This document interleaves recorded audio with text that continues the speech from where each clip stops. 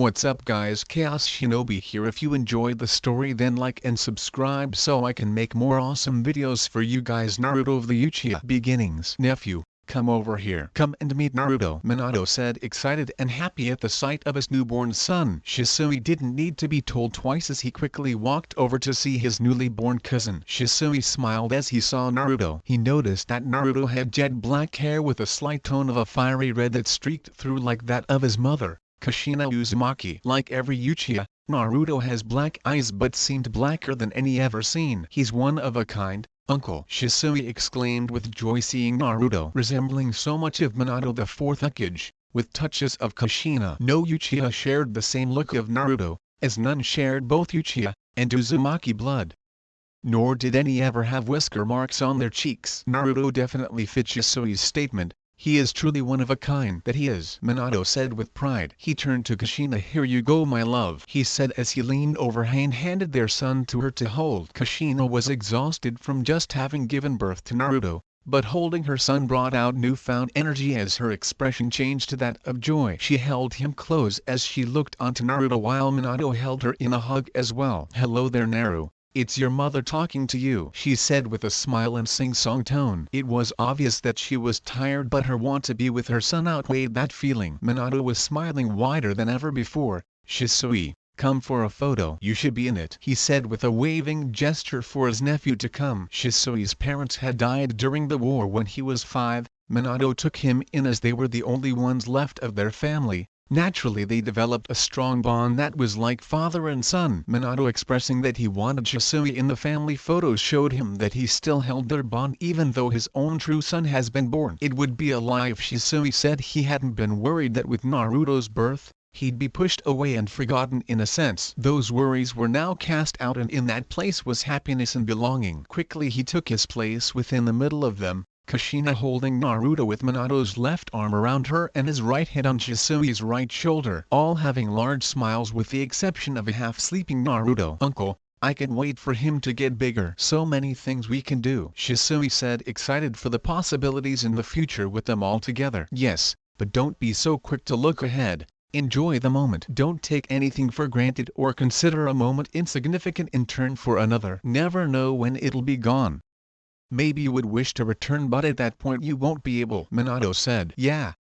I guess you're right about that. Still though, as much as he's adorable as a baby, it will be so much more fun when he's bigger, Shisui said while wiggling his index finger around the hands of Naruto who was trying to catch it. Minato, I'd really like some rest. Take Naruto, Kushina said with a yawn after finishing as her tiredness caught up to her. They were in a hideout surrounded by seals and ambu. She was in a bed but was nowhere near as comfortable as their own home, but it would have to do. After all, the seal that holds the Kyuubi weakens during childbirth. Precautions had to be made. Only the people present along with the third Hokage knew of where and when this was taking place outside the village. The third Hokage was Minato's advisor and friend. His wife was the lead doctor during the procedure, and that is also how the third Hokage also knew. If the Kyuubi were to escape, everyone knew that no one man can defeat it. The seals surrounding the hideout and within the room were designed to hopefully hold the Kyuubi as well as constantly drain its chakra. It would be in a weakened state upon re-entering the physical world, so by constantly draining chakra from it,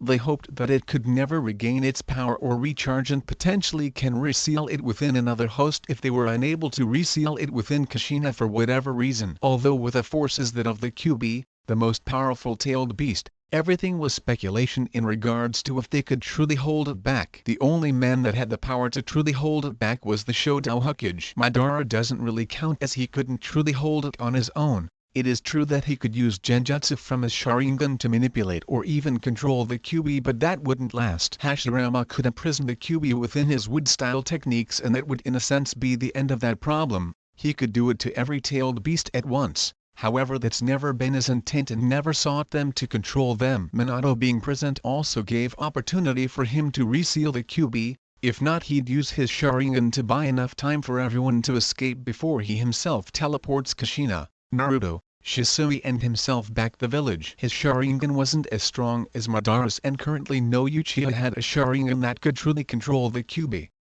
Only 2 people had the potential to freeze it for a time being, but they themselves would have to stand still as well. They were Minato, and Fugaku. Fugaku could control it for a short time due to his Mangekyo Sharingan, but that would drain him of nearly all his chakra and it would more or less be a death wish. Shisui showed great potential and is hailed as currently one of the strongest Uchiha as he unlocked his Mangekyo just 3 years ago at age 7. The youngest ever to unlock it, and not only that but he's been a really gifted ninja to this point in terms of his abilities. A true master of the Shunshin technique as the only ninja that can use it effective in battle. On top of that he's a master of fire techniques as he can do most with a single hand sign, and his mastery of Genjutsu is currently second to none. Minato hasn't unlocked his Mangekyo and also doesn't use his Sharingan nearly as much as any of the Uchiha. He sees it as a tool to be used, but not depended on. Generally the Uchiha upon unlocking the Sharingan use it every chance they get and in every battle. That leads to someone being entirely dependent on the abilities granted by the Sharingan, and what was once a tool becomes a crutch. Minato gladly took Naruto from Kushina as he rested and on her and gave her a kiss to the forehead. He looked over to Shisui when they both felt an odd presence of someone that wasn't supposed to be there. "Who are you? What are you doing here?" Minato stated with a glare to the masked man. He had an orange mask and wore a large cloak that hung baggy and hood was up. The only thing that they could tell was that he had a very malicious intent. Given that he was here,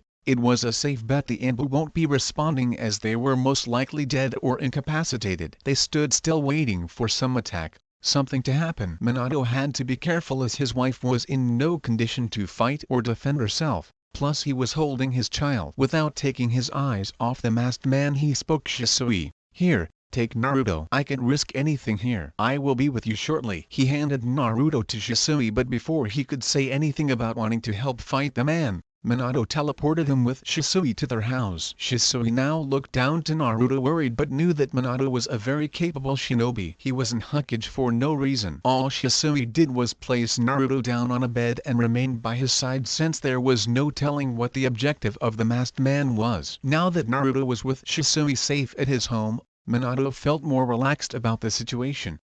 However, his wife also still being here made him still be worried. Based on the fact that the masked man didn't seem to care that Naruto was gone led to the conclusion that he may be after the Kyuubi. With that being the case, now he stood between the man and Kushina, and took out one of his special kunai. "That jutsu won't help you in this, Yandame," the masked man said in a deep tone. Minato didn't really care to what he was saying as he was threatening the safety of those he loved. Without even a second wait, he hurled the kunai at the man who just stood there. The strange thing to Minato was that it just went right through. He knew this wasn't a clone and was indeed the man, so he teleported to the kunai and tried to slash at the man only to phase right through. "This doesn't make sense. What is going on?" Minato thought as the man became intangible during his attacks. The man laughed too easy, and below the two of them the ground started to glow. This shocked Minato as his eyes widened, and just before the ground blew up from the explosive tags he teleported to a different location in the woods outside the hideout. When did he place those? How does that intangibility work and what is he planning? Minato thought as he stood up from the kneeling position he landed in and looked back to the hideout. The seals were gone and he saw the bodies of the Anbu.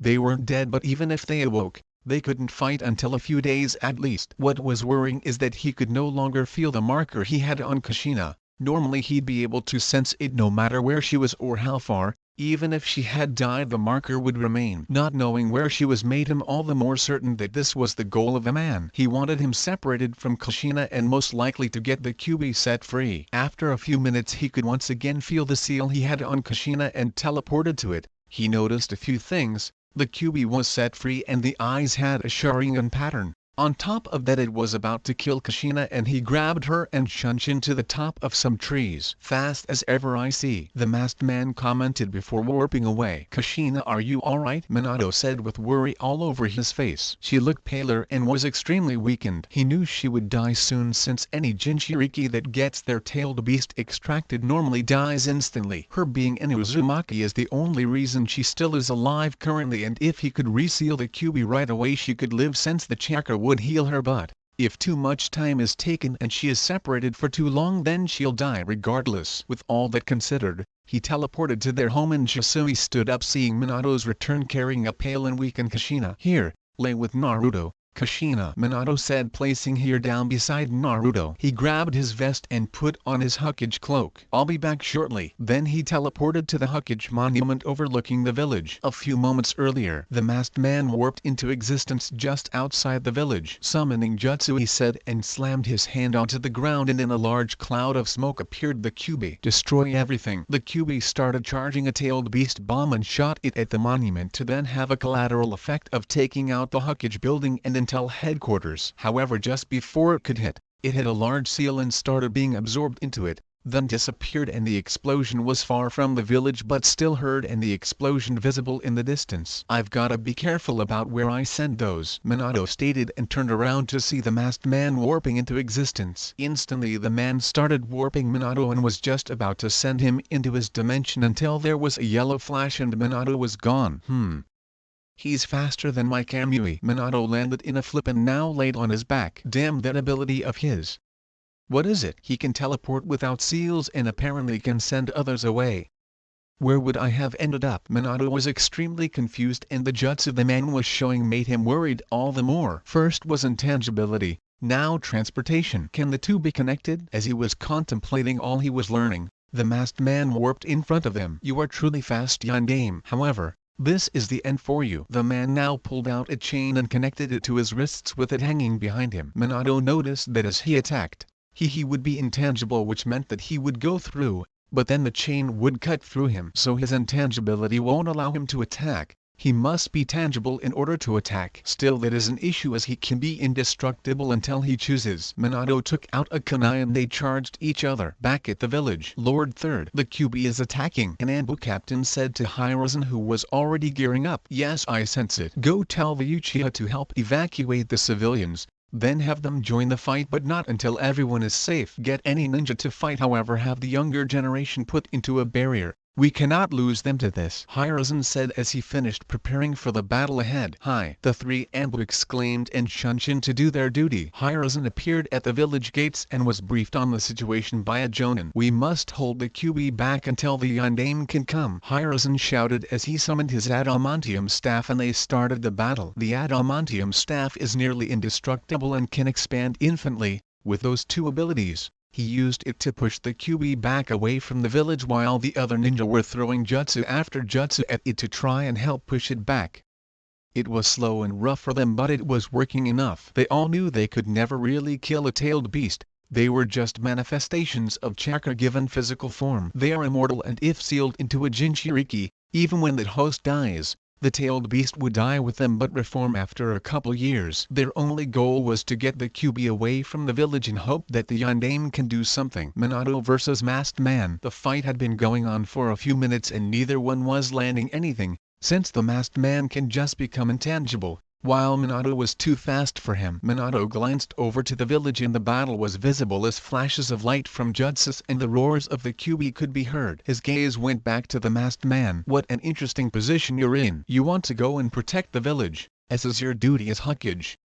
However, you can't just let me go, can you?" the masked man said as he watched Minato looking back to the village throughout the fight. "Enough of this. I'm going to have to use Hiraishin level 2, Minato thought as he ran at the masked man. They charged at each other and as Minato went he threw a kunai at the masked man and it started to phase through his head. The masked man was bring his hand up to attack Minato while Minato charged up a Rasengan. They kept charging and just as the kunai finally went all the through and just before the masked man could touch Minato, he teleported to the kunai and caught it in mid-air, then twirled his body around and slammed the Rasengan into the masked man's back. The masked man was slammed into the ground as he couldn't react to the speed of the attack, and as he was on the ground, a Hiraishin seal was placed onto his back. He teleported to that kunai. The masked man thought as he felt the pain from the attack and got up to face Minato. "It's time to end this. I need to get back to the village," Minato stated before he disappeared in a yellow flash and appeared directly in front of the masked man and slammed his hand onto the man's chest. A seal formed and glowed, then he jumped back. "A contract seal?" the masked man stated. "You are no longer able to summon the Kyuubi," Minato said and teleported back to the village, leaving behind a flash of yellow. Village. The battle was raging on and the Leaf was losing many shinobi to the Kyuubi. It was an overwhelming force and there seemed to be nothing they could do. They were all starting to lose lose hope. Then there was a bright yellow flash and from the sky Gamabunta came crashing down, landing on the Kyuubi. Everyone cheered as the Yondaime now arrived. Lord Fourth, what's the plan? Hiruzen shouted from the ground. I'm going to teleport it away from the village. But it's going to take a little time to teleport something this big. Gamabunta, I need you to hold it down. Minato said. He started to prepare to teleport him and the Kyuubi. It was going to take a lot of chakra and he already used a lot. Teleporting the tailed beast bomb earlier in the Hiraishin level 2 took a lot out of him, plus his fight didn't help to conserve energy. You better hurry. I can't hold him forever. Gamabunta shouted as he was struggling to keep the Kyuubi down. After a few moments there was a flash of yellow and then Minato and the Kyuubi were both gone. He did it. He saved us, one of the shinobi said, and all of them started to cheer. Hiruzen looked to a few Anbu and they knew it was still not over. We must find the Yondaime and provide assistance however we can, he said quietly as he didn't want to ruin the spirits of the shinobi. It was a grueling fight and they lost many. Minato and the Kyuubi. They were far away from the village but still in fire country. Minato looked and noticed that the Kyuubi still had lost the Sharingan pattern in his eyes and that currently it was still stunned at the moment. I've got to be quick. I will need Kushina to help me seal it. Naruto, I'm sorry. Minato teleported Kushina, Naruto and also Shisui to his location. He looked at Kushina and had her set up a barrier of chakra around them and have her chakra chains wrap around the Kyuubi. These chains are indestructible and drain chakra. Nothing, not even the Kyuubi can destroy them. They would last as long as Kushina willed them to, so long as she had chakra. Minato began preparing the ritual required. Shisui, watch over Naruto will you? He's going to have a hard life from this point forward. Be his light in the darkness that will surround him. I will protect him with my life, uncle, Shisui said as tears started to come from his eyes. He was holding Naruto and when everything was prepared, he laid him down on the little bed that was made. Minato went through the hand seals for the Reaper summoning. The Kyuubi, seeing what was going on, didn't want to be sealed and tried to kill baby Naruto with his claw. However, both Kushina and Minato jumped in front of it and were stabbed through the stomach and held the claw in place. Minato finished the summoning and placed the 8 trigram seal on Naruto's stomach and with the help of the Shinigami sealed the chakra within himself before putting it into Naruto. The entire Kyuubi was put into Naruto and now the Kyuubi was gone, but now they were dying. Minato only had a few minutes until he died due to the use of the Reaper seal. Kushina has slightly longer. Is there anything you want to say to Naruto before we go? Minato asked, saddened that this would be the last time he was with Naruto. With tears and sadness but still the happiness of being a mother. There's so much. Naruto, I love you. I want you to be happy. It will be hard, I know, but don't give up. Being a Jinchuriki is something I would never want for you as it's lonely and dark. I wish you could be in never-ending happiness and joy full of love. But it may not go that way. You'll have your older cousin Shisui and he will take care of you. You'll also have Jiraiya later on as well, but don't follow in his actions, okay? They're not appropriate and it's a shame that he is that way. Be sure to always be respectful and kind and hold those few people that like you close to your heart and never let them go. They'll be the ones to keep you in the light. There's so much I wish I could teach you and wish I could be with you.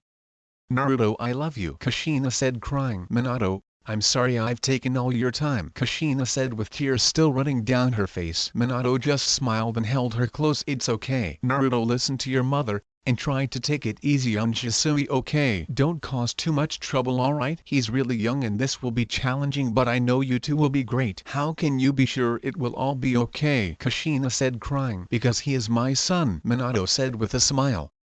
He looked at Shisui. Shisui, sorry that I'll be leaving you alone now. Please help Naruto through this incredible burden. I wish that the villagers to look to him as a hero, as without him the Kyuubi would destroy the village. Shisui nodded. He couldn't speak as he was crying. He didn't want to see them die. He always seen Minato as the most powerful shinobi ever and looked to him as if he were indestructible. Today only showed that no man is immortal. Death comes for everyone. He also learned a rather ironic thing about heroes. They're seen as people who'd always be there and can never die. However, in real life, the hero will generally always die. It's their sacrifice that makes them a hero. With one last hug with all of them together, Minato died and Kushina cried even more as the love of her life has passed away. Hiruzen with the 3 Anbu finally arrived to see Shisui holding a crying Naruto, Minato laying dead, and a barely alive Kushina. Hiruzen said as he ran over to her. Minato sealed the Kyuubi within Naruto. Shisui is going to take care of them. Please help take care of Naruto. Minato and I wish for Naruto to be seen as a hero for holding the Kyuubi. but if it's possible try to keep it secret until he's had time to make a couple friends at least. It's a lot to ask and I know from personal experience that it will be hard, Kushina said before going limp and dying. Of course, Kushina, I will do my best to protect Naruto for you and Minato. Hiruzen stood up and signaled the Anbu to take Kushina and Minato to the village. He walked to Shisui and rested his right hand on Shisui's left shoulder. Shisui, this will be hard, not just for him but for you as well. I'm taking you into Anbu so that your missions are limited and you'll be one of my guards so that I can keep you in the village with Naruto. When he's old enough to take care of himself you can choose to return to Jonin status or remain Anbu, but for now it will be this way. Shisui nodded and took it all in. What of his heritage? Hiruzen looked to him and thought of it. No one can know he is the son of Minato. At least until he's strong enough to protect himself. Shisui nodded. But him being with me? Yes. We'll have to cover up the fact that you're Minato's nephew. It's good that your relationship to them was never really publicly known, as even his marriage to Kushina was secret, Hiruzen said solemnly. So much secrecy had to be done in order to keep those close to Minato safe, but now the lost goes farther.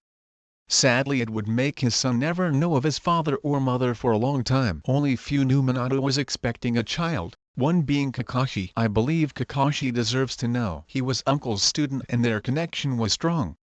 Plus I know he would like to know what has happened. I know he'd help as well, Shisui said looking at Hiruzen. Hiruzen nodded. As you wish. Is there anything you need of me? Well, where do we go? I know I can't just go to the old estate, Shisui said looking down slightly. I'll have a house set up. For now go to the Hokage office and wait for me there, Hiruzen said, and Shisui shunshined away. Minato, I will do my best to make your wishes a reality. Hokage office. Shisui sat crying holding Naruto. He lost the last family he had, but gained another. He still technically has the clan, but that wasn't the same. The Uchiha didn't even know of Naruto and also didn't know Shisui was the nephew of Minato. Fugaku had been friends with Minato after all. His wife Makoto was best friends with Kushina, but Shisui was never around when they got together. Minato wanted to keep the secret of Shisui being his nephew from everyone since it was safer that way, and Fugaku and Makoto were the only ones aside from Hiruzen, Jiraiya, the three Hokage guards, and Kakashi that knew of his relationship to Kushina. As such, they were the only ones that knew that Minato and Kushina had a child on the way together. Although only Kakashi would learn of Naruto while the others wouldn't. Kakashi and Shisui were both so young still, Kakashi being 16 and Shisui 10. Naruto, I'll make sure you be strong and taken care of. I know Kakashi will gladly help as well, Shisui said looking down at him. The night ended, but there was so much that was to come.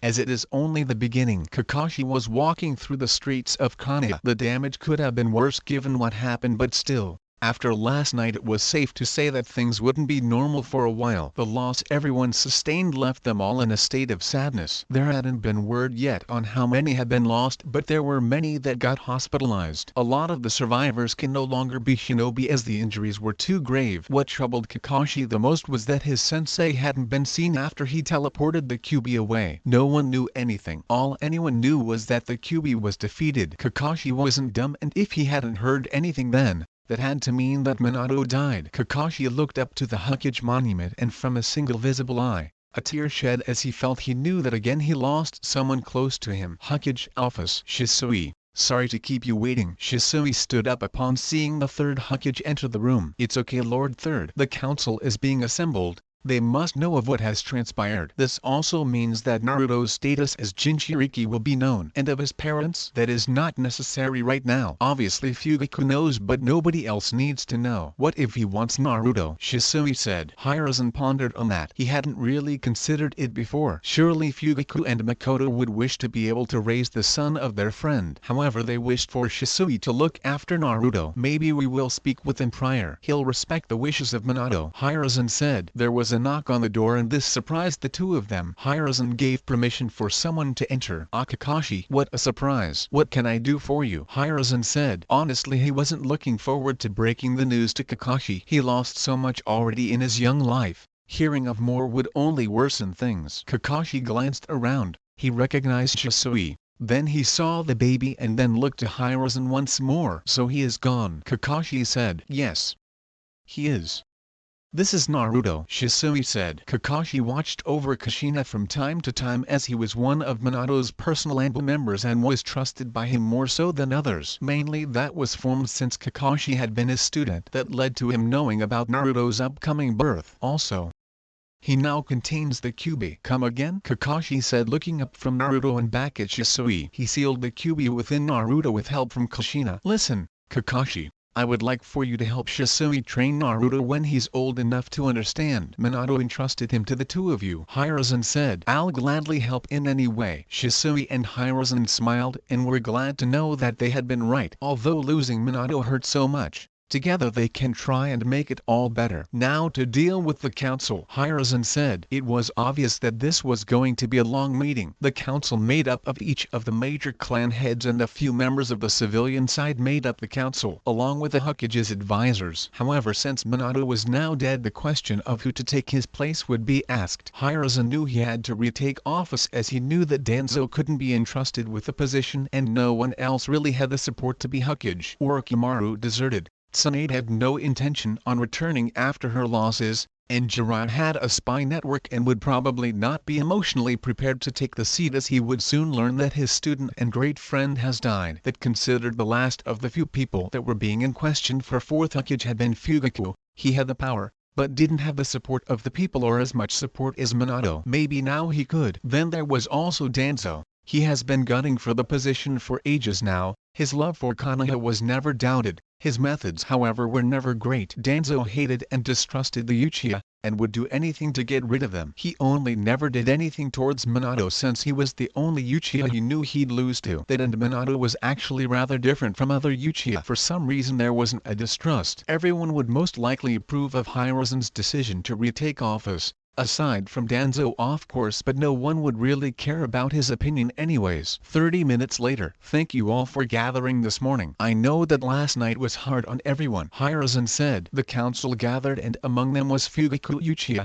Tsume Inuzuka, Inoichi Yamanaka, Shibuya Baram, Shikaku Nara, Hayashi Hyuga, Chaoza Akimaki, and then the advisors being Danzo, Homura and Koharu. I sadly must inform you that there is another loss you must know. Hiruzen looked into space, not looking anyone in the eye. Inside, the fourth Hokage has died during his fight against the Kyuubi. The room was silent. Their Hokage was dead and now the village was unprotected per se. The Kage position and person as Kage was the village's shield against attack. They were the village's last line of defense. Without the Hokage the village is vulnerable. As such, I'll be assuming the role of Hokage again, Hiruzen said, bringing everyone out of their thoughts. Danzo was infuriated but said nothing as now wasn't the time. He knew the village needed someone to fill the role and most of all he knew Hiruzen's power. Hiruzen wasn't called the god of shinobi for nothing. Danzo and he were teammates and he got to see his feats firsthand. Hiruzen's reputation would do well to quell plots to attack Konoha. Even in old age Hiruzen was still one of the most powerful shinobi in Konoha and even in the 5 great nations. The other council members also approved of the thought of the Sandaime taking the position. Hiruzen made eye contact with Fugaku and without saying a word was able to express that they needed to talk after everyone left. So what do we do? Asked Hayashi clan head of the Hyuga. We rebuilt, Hiruzen said. With that everyone started to leave except for Fugaku. Hiruzen made a waving gesture and the Anbu were gone. What of the child Minato and Kushina were expecting? Fugaku went straight to the point as he didn't care about pleasantries at the moment. Shisui come out. Out of the shadows came Shisui still holding Naruto. They sealed the Kyuubi into their son. This is Naruto. What do you plan to do with him? Surely you won't just put him in the orphanage. Shisui will raise him, Hiruzen said. Fugaku looked at Shisui.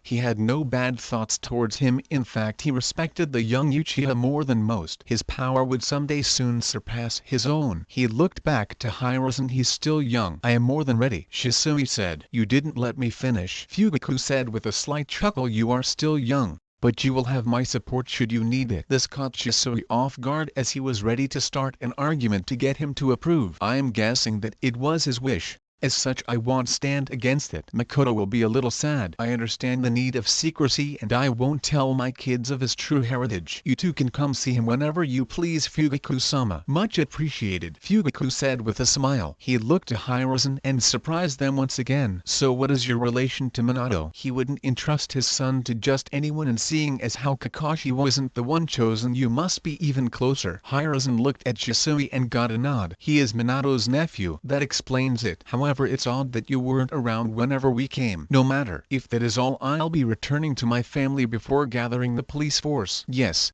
You're dismissed. When he was gone, Shisui stated his surprise at how easy it went. In the end they were both glad that things went far easier than anticipated. The biggest surprise of all being Danzo's silence, however, it wouldn't bother him. So when will you tell the council of Naruto and the Kyuubi? Hopefully not for a long while. Well, let's take you to your new home. About 10 minutes later, they had finally made it to the house they will live at. It was located near the outskirts of the village and they had about 4 acres of land. They were distant in case Naruto ever began to lose control to the Kyuubi. The hope was to limit damage and death, but even so, it would only do so much. I can work with this. Once he is 4 I can begin training him, and this space is absolutely perfect. Yes. However, it also serves to. I know, Sandaime-sama. You don't need to tell me. Hiruzen nodded also. You now being a jonin means that we want you to take someone to train. We've selected someone you may be interested in. Who would that be? Shisui said, raising an eyebrow. Itachi Uchiha, son of Fugaku Uchiha. Itachi Uchiha. Interesting. In a week, Shisui had his assignment to take Itachi through an exercise that would last 3 days. The goal was to track a target and capture them for intel. During the exercise he was to teach survival skills and of course methods of tracking to hopefully complete the goal. Shisui didn't know much about Itachi aside the fact that he was the son of the clan head and that he was apparently gifted. This he would have to check out. Itachi was only 5, so it would be interesting to say the least. Before that, however, he had to get situated in the new house and get someone to look after Naruto. He wanted Kakashi as he was the only one he trusted. But this made him wonder, if Kakashi and him both were to be on mission, who'd look after Naruto? Hiruzen might, but he still is busy as Hokage, so he wouldn't add to his troubles. Maybe Kakashi trusts someone. He'll have to figure that out. The village was starting to bounce back, pretty quick too. Rebuilds were underway and even some fortifying. It looked like they were planning to expand the walls, especially around the southern regions. There wasn't talk as for what the expansion of the village was for. Guesses were to just house more and just create more within the village, but it was odd still. There were rumors of a new compound system to take place, but at the moment it was speculation. As the training exercise neared, Shisui had been preparing his tools when he learned the hard way of making sure that nothing was within Naruto's reach. He'd managed to get one of Shisui's kunai and almost managed to try to eat it before he noticed that would have ended so bad. Finally the day came and Shisui began walking to the house of Fugaku Uchiha. It was located a few blocks away from the police headquarters in the center of the village. Along the walk he noticed that people were beginning to be more livelier, as most had been mourning to this point. It was nice to see them returning to normal. Time can work miracles in some senses, but soon it would be on to business. However, Shisui didn't always take it too seriously, tending to be a little more lax than most. But now he would see the type of person Itachi was. Ah, Shisui, you're here for Itachi? Good morning, Fugaku-sama. And yes, is he ready? Fugaku nodded. Itachi, Shisui's here. A few moments later Itachi walked out. He was about 7 inches shorter than Shisui and had hair that reached the base of his neck. Hello Itachi, I am Shisui. I'll be training you from now on, Shisui said, holding out a hand. Itachi took it and shook his hand. He looked back to Fugaku, then stood beside Shisui awaiting their departure. We'll be back in 3 days, Shisui said, and with that he touched Itachi's shoulder and shunshined them to the entrance of the Forest of Death. Do you know our objective, Itachi? We are to track down a fugitive and bring them in for intel. Yes, that is the main objective. So without a further ado, let's begin. They opened the gate and entered the forest. This forest is filled with deadly animals and is used for high-level shinobi. No one other than jonin will generally go in there. Some chunin, but for the most part not many, really liked being in the forest. It is a great place for training. However, they were walking through trying to find some clues. The fugitive was given a 2-hour head start in setting up their decoys and going about their escape. In a way it was like keep away. The fugitive was never to leave the forest and remain hidden by setting up traps, decoys, and anything to not be caught. There were no rules aside from the restriction of leaving the forest. Should there be confrontation, anything goes. Shisui was going to let Itachi take the reins on this exercise as he wanted to see how well he could do, offering support when needed. There wouldn't be a point in this if Shisui led, as he had more than enough skill to handle this. Most of his missions were B rank or higher, and these types of situations often happen, especially when dealing with spies. Plus, Itachi being a prodigy, well, he wanted to see about that. Ah, find something, Itachi. Itachi was reaching into a tree trunk. Hi, a scroll. Itachi handed the scroll to Shisui, who opened it up and looked at the contents. It contained information on the fugitive, saying that he was an Earth-style user and a Genjutsu user. Good eye, Itachi. We got some useful information on our fugitive. What do you think? Shisui handed the scroll back to Itachi. The decoys can be even more intricate, given that we could accidentally trigger a Genjutsu of his. That's right. Keep your senses up, Shisui said with a smile as they moved on. He's got the book smarts. No doubt about that. I wonder about his skills, Shisui thought as they were moving through the trees. He smiled when he saw an opportunity. About 50 meters ahead of him, he noticed a large snake. It was half the size of a summoning. That was the odd thing about this forest. All the animals in it were abnormally huge, and that's what made it so deadly. As he saw it charging at him since he was in front of Itachi, he just swung over to the side and turned around to see Itachi make 2 slices through the snake, cutting it into 3 pieces with his tanto. Not bad. Good job, Itachi. Well, he's got some Genjutsu training. I could definitely teach him some techniques in that. Why are you smiling? Aw, it's nothing, Itachi. But look, there seems to be 2 paths. They dropped down from the trees and now looked at 2 paths where it seems someone may have traveled. They were in a slightly moistened environment, so the footsteps were easy to notice since they sunk beneath the surface slightly. So which way do you think? Itachi walked to the one on the left and began to look at it, analyzing every bit he could take in, and the same on the right. The tracks are too perfect on this side. Our fugitive wants to get away. These are as if he stood in place on each foothold. There's no indication that a step was taken aside from the fact that there is a track. Well done. You are certainly right. Given that he's an Earth-style user, it is safe to assume that he manufactured those tracks to hopefully take us off his course. Shisui patted his shoulder and they began to follow the other set of tracks. Itachi's knowledge and skills were impressing to Shisui. The only issue in his head was that he did things solely by the book. Like there was no flexibility in his thinking. It was good to have that knowledge, but in the real world it isn't always black and white. He'd have to try to get Itachi to change that. The tracks led to a river and Shisui began to get some water and filter it. However, Itachi was still looking around. You know, I think a fish may have left that mark, Shisui said as Itachi seemed to be rubbing the moss on the side of a rock in the river. Itachi looked frustrated by that. So it's not a decoy? Everything starts to look like them.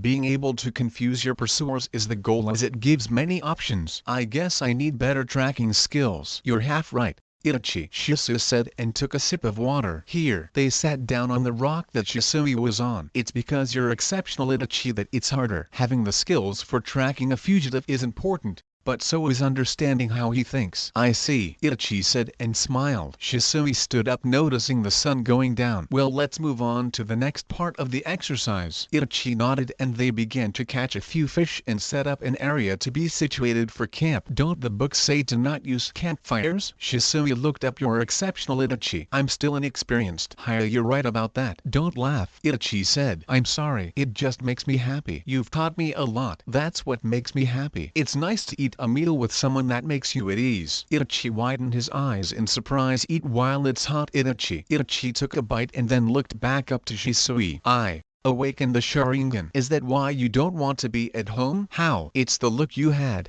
and that you came instantly to my side as if eager, not out of excitement. He noticed from the beginning. I understand, Itachi. Just know, if you ever want to talk about it, I'm here. Itachi smiled. After all, that's what friends are for, right? Itachi nodded and smiled. It felt as some of the weight that he'd been carrying was slowly coming off. Suddenly they heard the sound of swords clanging together and immediately put out the fire and ran towards the sounds. What surprised them was to see an Anbu fall into the 6-inch deep stream with a gash on his shoulder. Are you alright? Shisui asked. He then noticed that what made him fall was some wire around his ankle and that it cut into him a bit. Metal wires.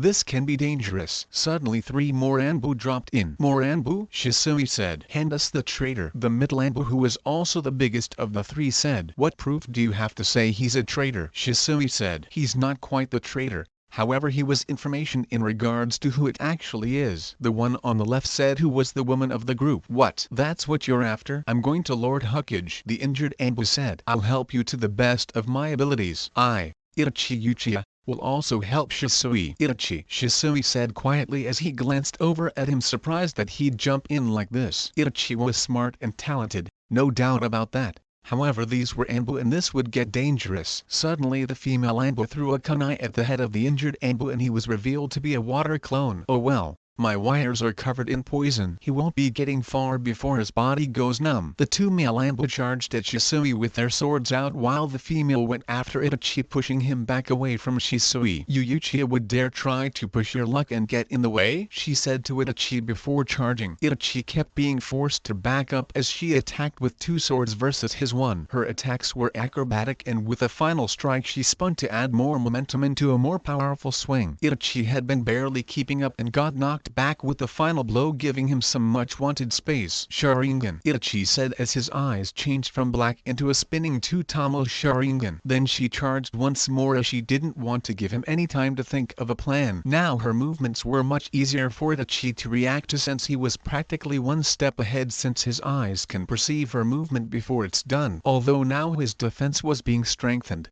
he still could not get any offense in since he wasn't exactly faster than her. Plus she didn't leave many chances to attack. Having 2 swords allowed her to always maintain pressure, and if he parried 1 blow and tried to attack, she still had a second blade to continue her advance. At this point it wasn't going anywhere and she decided to switch it up. She started throwing shuriken at Itachi and directing them with her wire. Itachi would dodge easily and then she'd change their direction with the wire, making them land in trees or rocks. She threw a few kunai with the wire and those would get dodged and embed themselves on the floor behind Itachi. She keeps adding layers to the wire, doubling or even tripling over each other, creating some sort of pattern. As Itachi kept dodging, she began to try and increase the volume as it seemed like she was finishing off her plan of sorts. With the last few, Itachi jumped through the air and she had thrown 3 more shuriken in preparation of that. He was forced to spin in mid-air to dodge the 3. I can see it. So this is the power of the Sharingan. After dodging the previous 3, he saw 3 more and threw his sword through centers of the shuriken and the sword got impeded on a stone, to which he landed standing on the handle of his sword. The shuriken had still been spinning and he looked impassively at her. You've fallen into my trap, Uchiha. She cut a wire beside her. The wires all started to respond and some were snapping around Itachi, but rather than ensnaring him,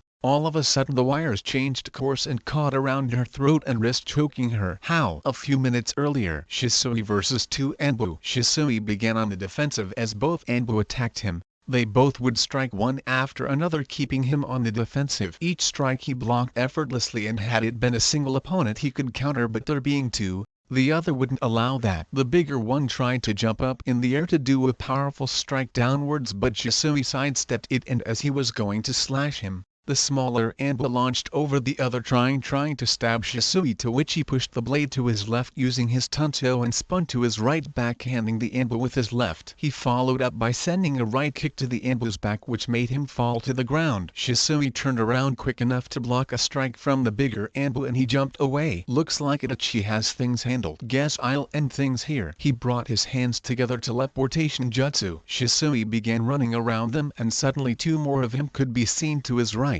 Then another 3 on the opposite side of the Anbu mirroring the other 3. Then 2 more sets to make 4 sets of Shisui running around them in an evenly spaced increment. Shadow clones? The smaller Anbu said. The bigger Anbu shook his head. No, they're after image clones. I can tell the which is the real one, the smaller one said as he blocked a sword strike from one clone on his right, then a kick from his left. Suddenly one appeared behind him and chopped the back of his neck, knocking him out. Enough of this, the bigger Anbu said, and slammed his fist in the stream, causing a shockwave which forced the water up in the air. He looked up and saw that the clones still remained surrounding him, all holding their swords out in front of them with the blade parallel to the ground and left hand against the back of the blade. How are they still here? The Anbu asked. Shisui appeared behind him with his tantos tipped to the Anbu's back. My teleportation jutsu has no mass.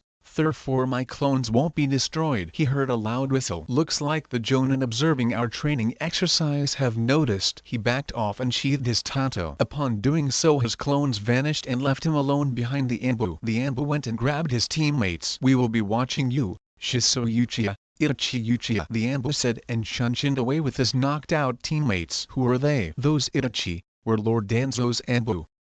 I think it's time we start to head back. The exercise is over. Itachi began to take a step when he noticed a sharp pain through his foot and stumbled slightly. Take it easy, Itachi. Let me see. Shisui had Itachi sit down and he checked out his ankle before wrapping it. It'll be okay. Just stay off it. He took Itachi onto his back, much to his displeasure, which made Shisui laugh. They were finally back in the village when Itachi asked about why his ankle had been hurt. There's a slight gap in between what your Sharingan sees and how your body reacts. You see, no matter what, your body will always be slower than the perception of your eyes. They get stronger as you get stronger. So I'll always get hurt using the Sharingan? No, you're just not used to the new perception. You adapted quickly, and I'm impressed by that. However, as you can tell, you've got some training to do. Itachi made an annoyed look. Don't worry, Itachi, you'll get there soon. However, what you did tonight was risky. First off by engaging the Anbu and second by testing out an untrained power in the heat of combat. I understand. But I couldn't just leave you to fight them alone and I had to use the Sharingan. Hi, don't be calling me weak, Itachi. I can handle myself, you know. No, that's not what I know, Itachi. Just be careful, alright? Just remember to never try and train power in combat. It may have ended alright now, but it may not always be the case. I will. Shisui. Itachi passed out finally and Shisui smiled as he continued walking. 10 minutes later he arrived to Itachi's home and surprisingly Fugaku was outside. Back already? How'd he do? He's exceptional, Fugaku-sama. I can definitely work with him, no problem. In fact, I'd like to start tomorrow. Of course. That's really good to hear. You said this was to be a 3-day exercise. What happened? I'm not exactly sure how classified this will become, but I'm sure that what I tell you will be right, seeing as it wasn't too major. We ran into an Anbu and 3 of Lord Danzo's Anbu. Itachi fought one and handled himself well. Outside of that I can't really say anything else. Fugaku just nodded. I'll take him inside. Thank you. When will you come for him? 8. Okay. Shisui shunshined to his house. Itachi, you don't cease to amaze. I can tell that you and I are going to be good friends. Shisui smiled seeing Naruto sleeping on Kakashi's lap, who was also sleeping on the couch facing the TV. Ah man. He's gonna get Naruto addicted to that thing. 2 months have gone by since Shisui began training Itachi. Their friendship had been growing exponentially as they started being together all the time. Itachi was a true prodigy as he was like a sponge in regards to anything Shisui tried to teach him. Itachi's growth in this short time made Shisui excited to when he could start with Naruto. He knew though that not everyone learns as fast and Itachi is an exception. What are the odds that Naruto could be such a prodigy? Shisui also was truly thankful of Kakashi for all his help and less thankful for Naruto's addiction to TV. However, unsurprisingly, there came a time when they both couldn't watch Naruto. Kakashi had a few recommendations, but Shisui went with one of Kakashi's Anbu squad members. He actually was quite fond of her but had not mentioned it. Her name was Yugao and she was 12 and a master in Kenjutsu, so if she had become fond of Naruto maybe she could help in training him as well. Shisui felt it was useful to learn from several masters of an art as you can get different perspectives or techniques. He was heading to meet up with Itachi, this time bringing Naruto. He wanted to introduce him to his little cousin and show him where he currently draws his strength from. I'm sure he'll accept him. They met up at their favorite training ground and Itachi had already been waiting there. They smiled seeing Yukao there and Itachi stood up to meet Shisui. Hey there, Naruto. This is my friend Itachi. Naruto had awoken a few minutes earlier and had been groggy but all of a sudden started being all energized. He looked at Itachi and stared into his eyes for a bit. Does he not like me? Not sure. Never seen him just stare at someone, Shisui said, chuckling. Suddenly Naruto smiled and giggled at Itachi and held his hand out to him. They laughed as they noticed how tense they had gotten. They played around with Naruto and he was crawling around trying to grab an ankle or two. Surprisingly enough, he actually started try and stand and got halfway up but quickly fell down. Almost that time. He's starting to stand already? Shisui nodded. He's been trying more lately and it's surprising how he's developing it so young. It will be a long while before he takes a step. However, don't you have a sibling? Yeah, 3 months older.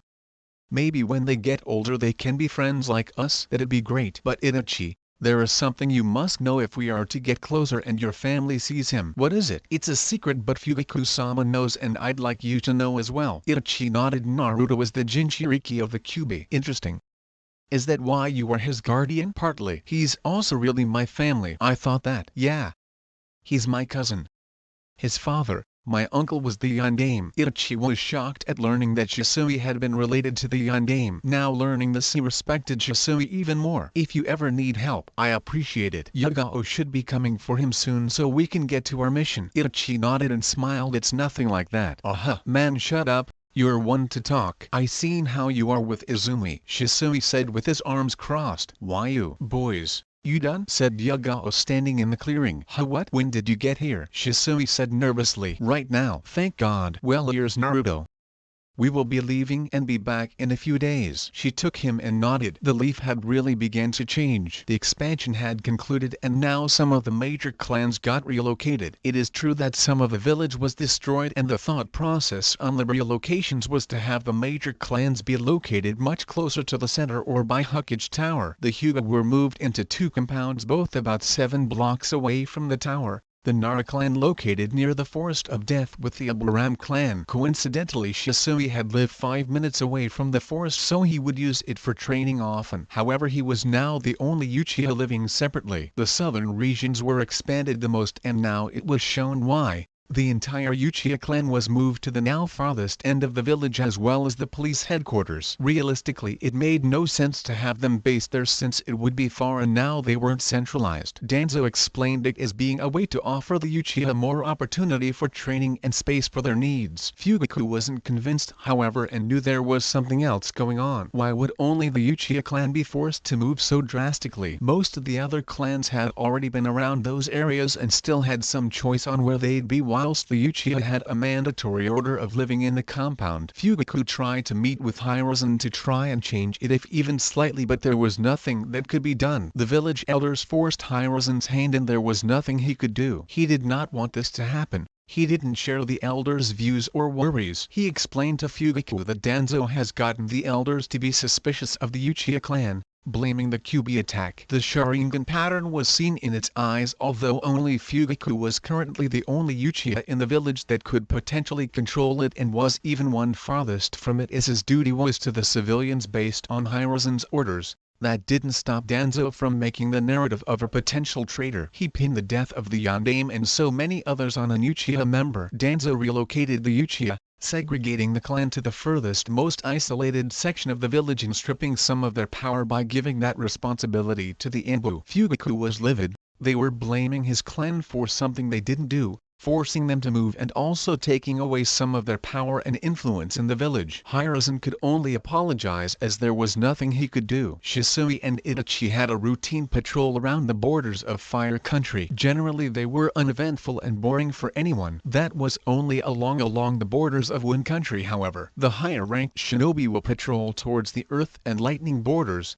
After the war there still were high tensions. They arose even more as now news of the death of the Yondaime has spread as well as the Kyuubi's attack and worries that the two countries may try to take advantage of Konoha's weakened state. The increase in the border presence was to show that despite it all, they were still of the most powerful villages. After all, Konoha managed to win the last 3 wars without use of the Kyuubi, so the plan was to continue on as if nothing happened. Shisui: yeah, something the matter? Remember when we met? How you knew I didn't want to be home, and I said I'd awaken the Sharingan. Yeah. You okay, Itachi? Shisui stopped walking to now focus on Itachi as they sat down on a log. I awakened it because my dad took me to the battlefield when I was younger. I saw what the war did to people. I killed a man because he tried to kill me when all I did was give him water. Itachi: I couldn't activate on will though. Not until about a month before we met. My team and I were on a mission with a traveling merchant. Everything was fine until he showed up. There was some masked man and he killed Shinko, the merchant, and my sensei Tenma asked for my help but I was frozen. He got killed and I was spared. From that point on my Sharingan can be activated at will and I got left with a deep sadness and guilt. Shisui said, yeah, you see, Itachi, the Sharingan heightens the emotions felt of the user. The Sharingan is like a window to one's soul. making it visible in their eyes. Shisui, how do you know so much? Itachi, there's a reason that I am so renowned in the clan. I achieved the Sharingan and its full power younger than anyone else before. The third level is that bad? No, Itachi. The true power of the Sharingan. Itachi looked at Shisui. The true power? Mangekyo Sharingan. Shisui's eyes changed from 3 Tomo and spun as it became a new pattern. Red background with a black shuriken of 4 blades that reached the ends. This Itachi is the Sharingan's power at its fullest. Shisui's eyes spun again and reverted back to the 3 Tomo, then back to his normal black eyes. He looked down, not making any more eye contact. I was 7 Itachi. The final stage of the eyes are a power only unlocked in loss and the pain of watching someone you care about die. Is that the cost to power? Pain, suffering? If only. Listen Itachi, I hope you never have to awaken this power. Shisui, if I may. How did you awaken it? The Mangekyo? Itachi nodded. Shisui took a deep breath, still not looking at him. Like I said, I was 7. I graduated the academy really early due to the war. My team and I got ambushed. My friend, my rival, he was better than me in everything. As the attacks came flying at us, we had been running. They were getting closer and he fell. I could have helped him. I could have saved him, but I was always jealous of him. So I didn't. Figured he'd get himself back up and be fine. He didn't. One of the jutsu hit him and he was just gone. Itachi and Shisui sat in silence. Shisui couldn't bring himself to look at Itachi after telling him about his eyes and what he had been guilty of. Shisui hadn't told anyone other than Minato about his power. Does it do anything? Itachi asked. Shisui smirked slightly. It offers unique abilities to the user. No two share the same. Generally it's 2 abilities, but I only have 1. It's in each of my eyes. It's called Kodo Matsukami. It's a genjutsu that allows me to control someone without them ever knowing.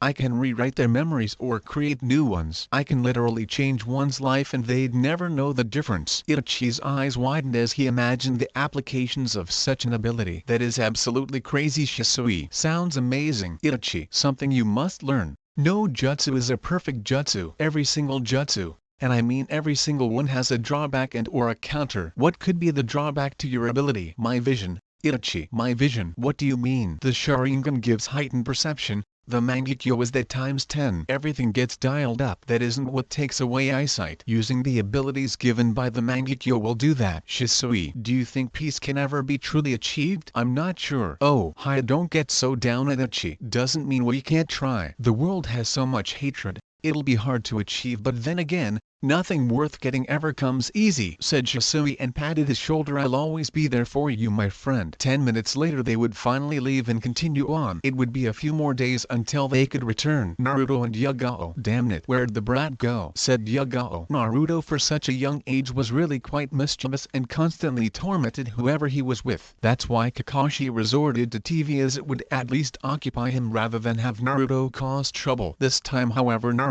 took Yagao's sheathed katana and crawled away as fast as possible before she noticed. She knew she should have locked it all up, but she needed to have it accessible in case of anything. Plus she had managed to doze off, and when she woke up her katana was no longer on the coffee table in front of her. If they ever hear about this, I don't even want to think about it. Shisui and Itachi. 2 days later. Shisui stabbed an Iwanin in the back and looked to Itachi. You gotta pay more attention, my friend. Shisui said, laughing. I know. Apparently not, man. I had to be your hero. You should be madly in love with me.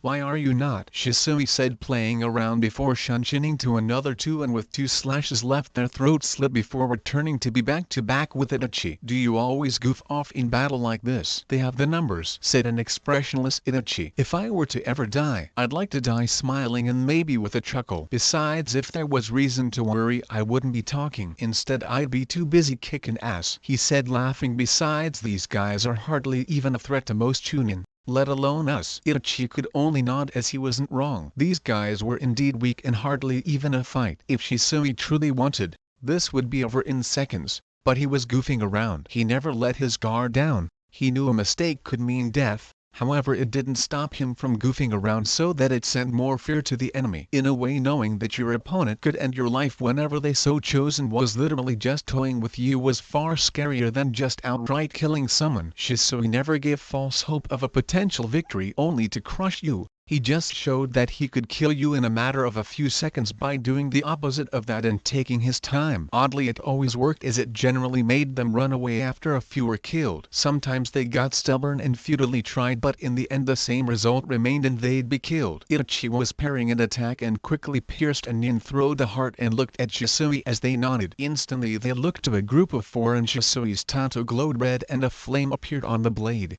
He ran and made horizontal slash as he crouched down, and the flame arched as it left the blade and hit its target, cutting through and catching him on fire. Itachi had ran behind Shisui and jumped over him doing the same slash, but since he was in the air he went diagonally and got a wider arc as it got two more. Itachi now. Right. Shisui shunshin behind the last one while Itachi charged from the front. Both ran towards each other with their swords out and cut the mom from two different locations, making him fall to the ground in thirds. The others that remained immediately retreated as there was no hope for them. Alone Shisui was toying with them. Itachi was untouchable, and put the two together that was a wrap. Ah, they left finally, Shisui said, flicking the blood off his tattoo. Maybe we should have done that from the start. So now that we can head home, what do you have planned? Shisui looked to Itachi, who smiled. I think I'll take my sister to the park. You probably just color with Naruto. Why don't you two come with us? Wish I could.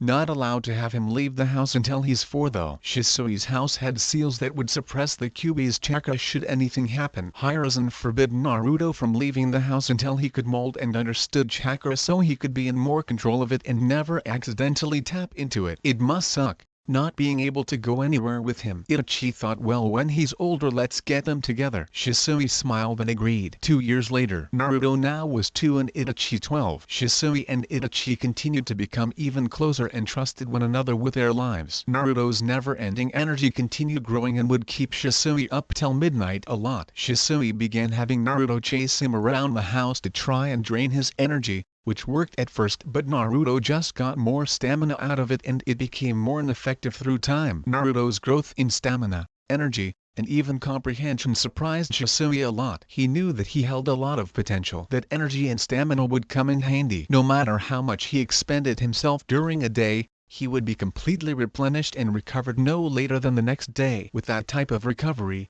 training could be to insane levels constantly and he'd be juicy fine. Aside from taking in his stamina and energy and recovery, Shisui just loved watching Naruto grow every day. He took in and cherished every moment with him as he grew up. He'd learned that in an instant, everything could change. He wasn't going to take anything with Naruto for granted. For Itachi's birthday 2 years ago he had taught him an interesting genjutsu ability granted through the Sharingan. Flashback. Hey Itachi, come here will you? What's up? I have a gift for you my friend, Shisui said, smiling wide. Itachi looked around and got confused. What is it? You know you didn't have to get me anything. Itachi was honest. He never expected anything from Shisui. They were best friends and having him at his side was enough. The same could be said for Shisui. Yeah, I know, but I'm sure you'll get some good use out of this. What is it? Itachi got really interested as Shisui always was pretty serious about giving him some of the most useful things. Stuff that Itachi used on a regular basis. I am only able to teach you this because you are pretty skilled on genjutsu. Like me. Itachi smiled. However, you're nowhere near my level, Shisui said, puffing out his chest and flexing a bit. You goof. Itachi laughed. However, he knew that Shisui was better than him in every category. There wasn't an area where Itachi surpassed him. This technique is called demonic illusion, mirror heaven and earth change. It will allow you to, if placed in a genjutsu, copy it perfectly and reflect it onto the caster as if you were the original caster. All it takes is having the Sharingan. It takes half the chakra than that of what the original caster used to cast it, since you're pretty much just swapping places, if that makes sense. You'll need the Sharingan activated, and if you happen to make eye contact with them in the genjutsu, then instead of half it only takes a quarter of what they used. Wow! Shisui, you don't need to say anything. It's a really good technique that I'm sure you'll get some use out of. At least now instead of just breaking genjutsu you can make it your own weapon, Shisui said, smiling. Shisui, this is your own technique, and who else better than my best friend to also have the technique? Flashback. End. That same year, since Itachi's birthday landed on June 9th, he decided to return his gratitude by teaching Shisui a jutsu of his own creation as well. Funny enough, Shisui's birthday was 9 days after Naruto, that being October 10th and 19th respectively. Flashback. Hey Itachi, what's up? Itachi had him meet at their favorite spot. They trained a lot here. It was a clearing that had a ravine that cut through it, On one end was a waterfall that made a river at the bottom of it, and on the other it went on until eventually it dropped off. Behind them to enter was some woods, and on the other side of the ravine was another clearing. I finally decided what to have as your gift, Itachi said, smiling. Before you say anything, you did the same, so don't turn into a hypocrite now, he said with a chuckle, as he now knew Shisui couldn't refute. Alright, you got me. What did you have in mind? My exploding shadow clone that has all the uses and pluses of a normal shadow clone, however, can detonate and make a devastating explosion depending on how much chakra is put into it. Holy Itachi, you're insane, Shisui laughed. I accept, bro. Flashback end. They had been getting increasingly stronger. Shisui was now bordering on becoming the strongest Uchiha, Itachi being a close second. Neither one cared much for that title but always helped each other. They always traded jutsu and taught each other all kinds of different techniques that they happened to learn or witness. They were fire jutsu powerhouses, genjutsu masters, kenjutsu masters, shuriken jutsu experts, masters of the Uchiha style, interceptor fist taijutsu style, and even had some skill in finjutsu. Last year they made a breakthrough on a really stale jutsu that every single shinobi knew, that being the substitution jutsu. It had been during a sparring session in the Forest of Death. Flashback. Itachi and Shisui were going all out during their sparring session. They always pushed each other to the limits and didn't hold anything back. They knew the limits of the other and never did anything lethal. However, they weren't shy to throw jutsus at each other. Shisui launched a fireball jutsu at Itachi with a single hand seal and it went flying at Itachi. He didn't have enough time to dodge since he wasn't anywhere near as skilled in the shunshin as Shisui, and the jutsu was too close for him to simply evade at top speed. So he was forced to do a substitution. Upon seeing this, Shisui frowned. You know, Itachi, there has to be a better way about going with the substitution jutsu. Itachi stepped out of some bushes as he understood that the spar was over. Generally in some of their spars one would get an idea they'd work until they could make a breakthrough on whether it worked or if it was possible to then find ways over time. What do you mean? Well, think about it. All shinobi from every part of the world know the substitution, and every single shinobi does it the same exact way. Using a log, it's now predictable. What if we could find a way to change it and also have it be something so different that it throws them off? How would we go about it? Itachi asked as he now got curious, and two could agree that it was indeed a predictable jutsu. They had been walking through the forest and came upon a clearing. In it was a murder of crows. They were all flying around and doing different things, going in different directions. It was rather distracting. You tried to follow one when another crossed its path and diverted your attention. They both came to the same thoughts of, what if they used crows as a substitution? They looked at one another and began saying all the possibilities and where they could implement crows into their styles, and just the pure utility of using crows. One thing was for sure, they'd be able to really wreak havoc on their opponents. Using the crows for a substitution would cause confusion and be a great diversion. The crows could also be trained to cut the enemy even. The uses in genjutsu made possibilities limitless, as it would go as far as they could imagine. Couple those together and an enemy would never know if it was a genjutsu or just a substitution. This would be extremely advantageous, as you never wanted your opponent to know your jutsu, as it offered them chances to develop strategies. Maybe even clones could be made of crows, similar to how clones could be made of elemental chakra. Instantly they began testing things and trained in implementing crows in various ways. Another benefit was using them as messengers instead, since all villages used hawks. Using a crow would allow them to always make it to their destination, since no one expects a crow to be used. They had so much excitement for the uses of their new techniques that all stemmed from the thought of improving and diversifying the widely used substitution jutsu. Flashback end. It was 2 a.m. and Shisui managed to get Naruto asleep at 11, so he was enjoying his sleep. That was until there was a tapping on his window. This jolted him up as his Sharingan flared to life and got ready to fight. He relaxed when he saw the crow. Itachi, what's wrong? Shisui knew where to go,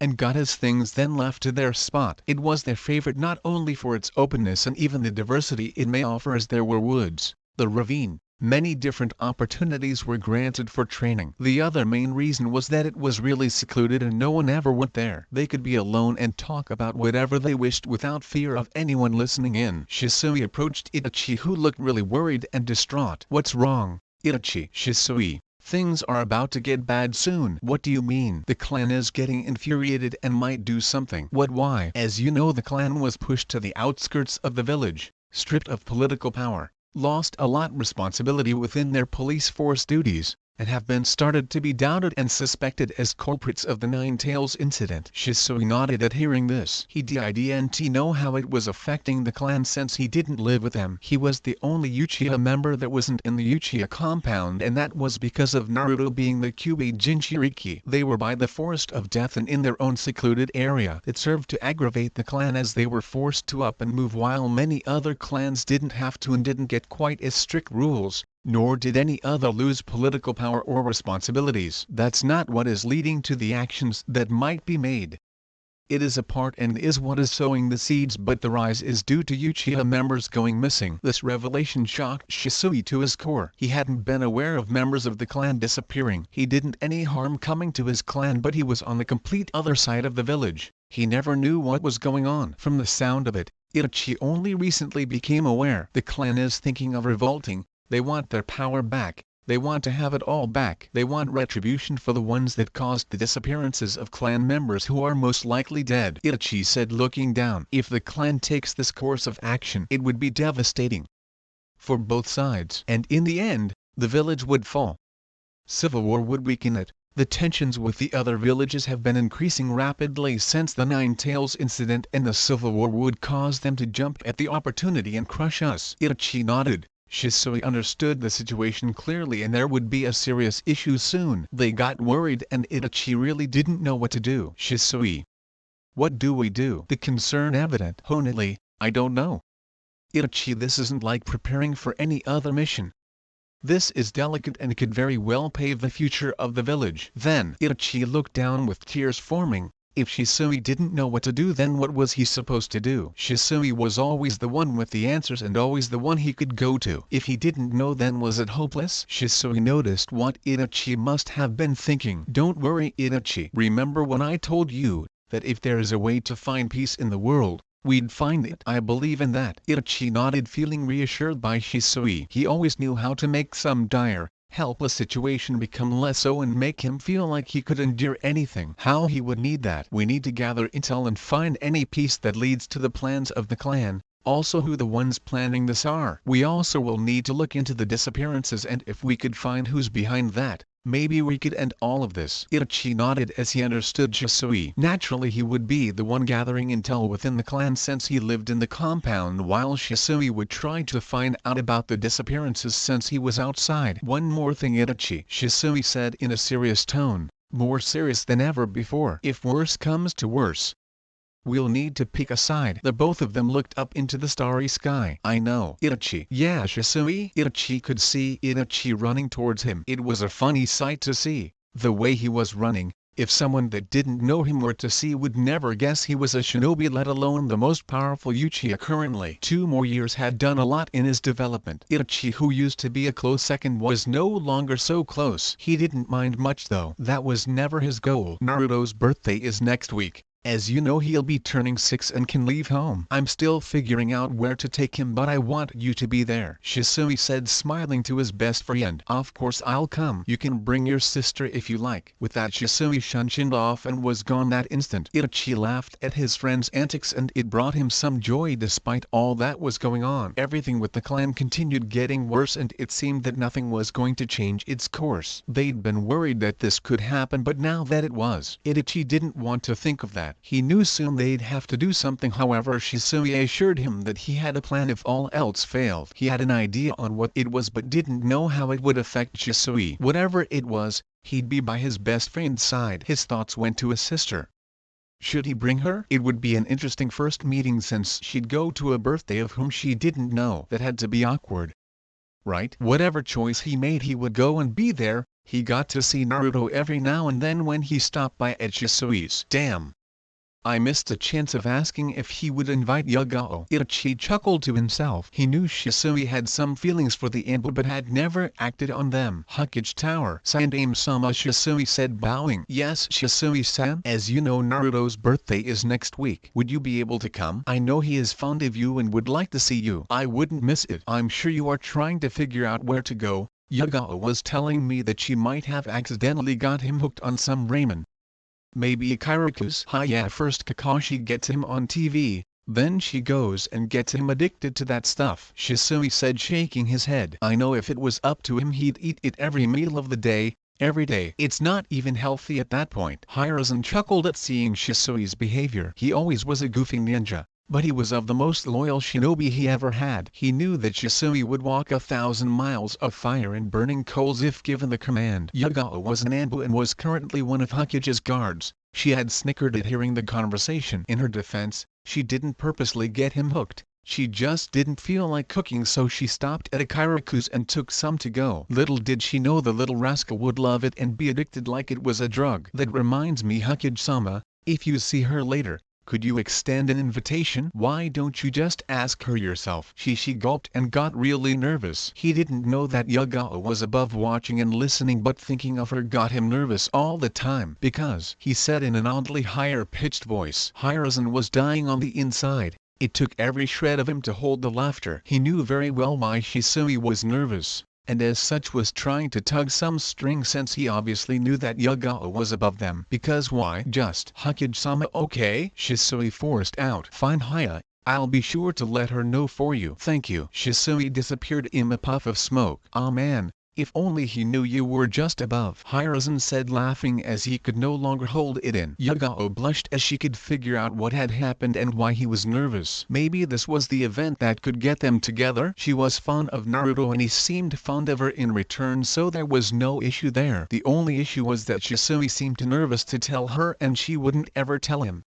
So they were at a crossroads. During her time watching Naruto over the 6 years, she and Shisui got closer. She had started liking him probably around 4 years ago. She had suspicions that he liked her as well, but only now was confirmed. She remembered how Shisui teased her to no end about Naruto stealing and hiding her katana. She was running around frantically and only managed to find Naruto. He couldn't talk, but she knew he understood very well what he did. He had such a devious grin and eyes that had pure mischief in them. Then Shisui walked in and saw Naruto with that look and knew something was up. Then when he heard of the situation, he burst out laughing like no tomorrow. He kept it between the three of them and she was glad for that, but he never let her live it down. The funniest thing was that Naruto hid it in plain sight. See, he did that purposely, as you generally wouldn't expect it.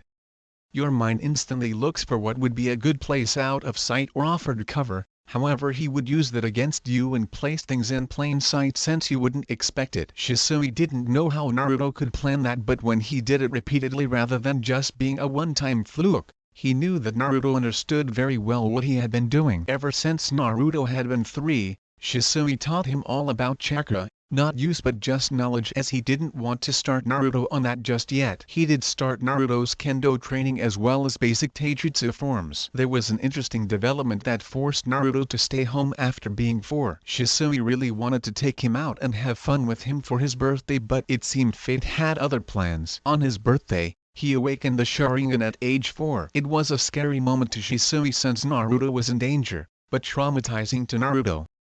He had been so happy at the beginning of the day. Flashback. Naruto, you ready? You're going to miss your own birthday, man, Shisui called out, laughing. Naruto was taking forever to get ready. He couldn't blame him. This would be his first time leaving home. First time in the outside. It was a big moment, one Naruto had been anxious for ever since he could understand. Naruto finally came into living room wearing a black sleeveless hoodie with an orange t-shirt underneath, as well as black wristbands and black shorts with black sandals. You look good, Naruto. Thank you, Ni-san. That brought smile to Shisui. They were cousins, but he was happy to see that Naruto saw him as a brother. Oh crap. Hey, there's something I have to go do really quick. Okay, I'll be right back. Wait here, alright? Aw man, make me wait longer. You're cruel, you know that? Naruto said, holding back a laugh. I'm sorry, Naruto. It'll be fast, I promise. You better. Shisui just laughed and ruffled his spiky hair. Hey, I'll be back before you know it. Naruto watched as Shisui just disappeared in a puff of smoke and was fascinated by how he just vanished. Annoyed,